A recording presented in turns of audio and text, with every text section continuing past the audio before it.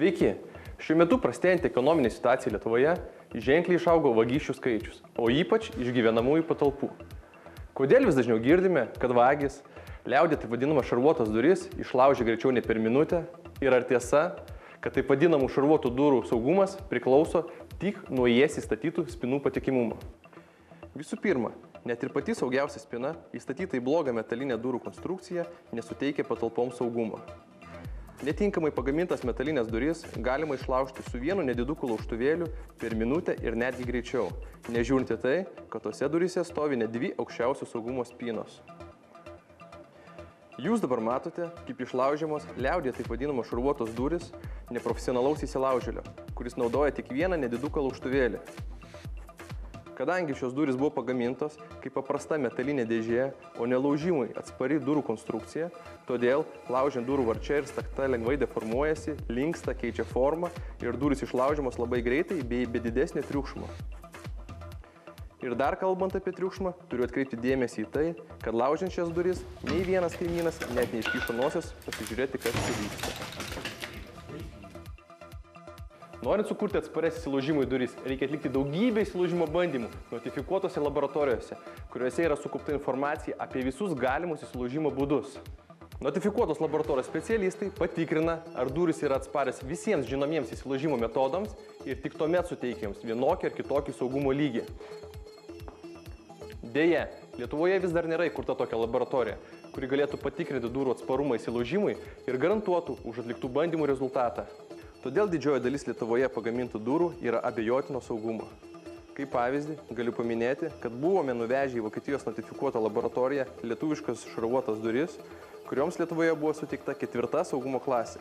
Ir po atliktų įsilaužimo bandymų paaiškėjo, kad jos netitinka jokios saugumo klasės. Šarvuotos durys buvo išlaužtos mažiau nei per minutę, naudojant tik vieną laužtuvėlį.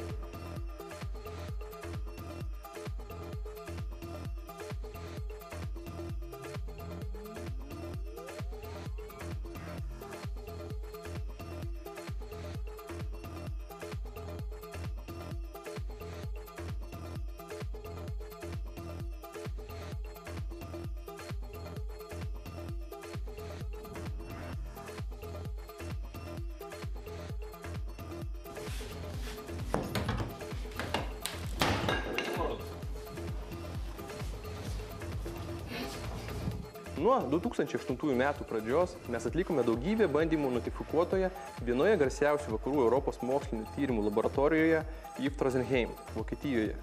Mūsų sukurti apsauginių nuo įsilaužimo durų modeliai visiškai skiriasi nuo šarvuotų durų gaminamų Lietuvoje.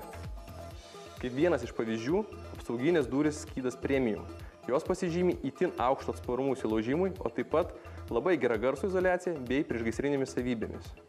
Aukščiausio saugumo spyną saugo net 2 nepragręžiamas mangano plokštelės.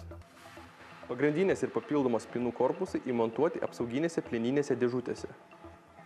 Padidinto saugumo vyriai, kurie yra gaminami pagal specialų užsakymą. Vyrių pusėje yra net 8 rakinimo taškai. Spynų pusėje yra 6 rakinimo taškai, o taip pat po vieną iš viršaus ir apačios. Spynų kaiščiai papildomai apsaugoti metaliniuose vamzdeliuose. Varčia susideda iš kombinuotos konstrukcijos, grotos, lakštas ir vėl grotos. Todėl įveikus išorės grotas, duris dar toliau saugo lakštas ir vidinės grotos. Papildomos standumo briaunos, kurios neleidžia deformuoti varčios. Dvigubas lakšto apšildymas. Presuotas akmens vatos sluoksnis po 3 cm iš abiejų pusių. Tai durims suteikia net 45 decibelų garso izoliaciją, kuo negali pasigirti net elitinių apsauginių durų gamintojai vakarų Europoje. Spynos kaiščius nuo pažeidimo dengia ne lakštas, o 15 mm lankstytas varčios profilis. Labai svarbus yra staktos įtvirtinimas angoje. Ji tvirtinama kaiščiais su apsauginėmis plieninėmis įvorėmis, kurios atsiremia į sieną ir neleidžia laužimo metu staktą pajudinti iš vietos, o taip pat apsaugo tvirtinimo kaiščius nuo nupjovimo. Dabar jūs matote, kaip buvo laužiamas šios durys naudojant didžiulius laužtus, grįžimo, kalimo ir kitus įrankius.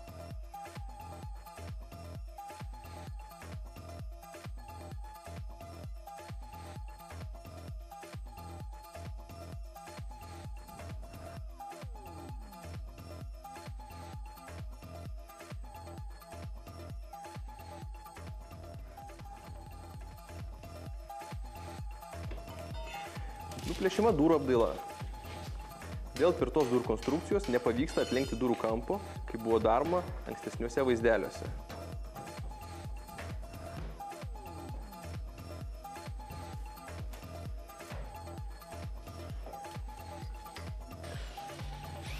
Matote, kaip gręžimo ir kalimo būdu bandoma prieiti prie spynos kaiščio.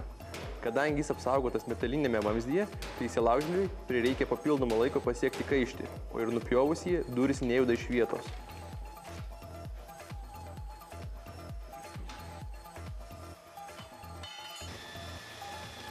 Bandoma pragręžti spyną, bet šiuo atveju spynų korpusą saugo dvi nepragręžiamos mangano plokštelės bei specialios metalinės dėžės spynoms.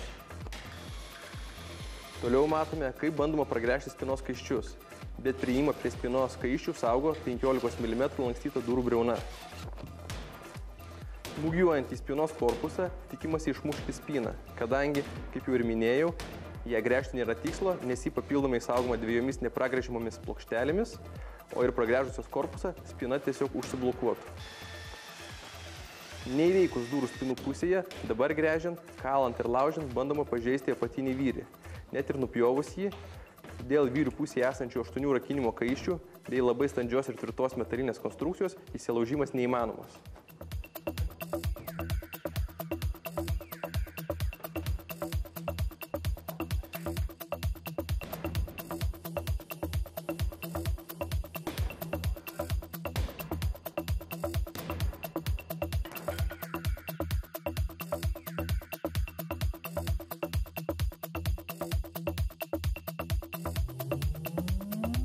Šios durys buvo bandomas išlaužti ilgiau nei valandą, bet jų atidaryti taip ir nepavyko.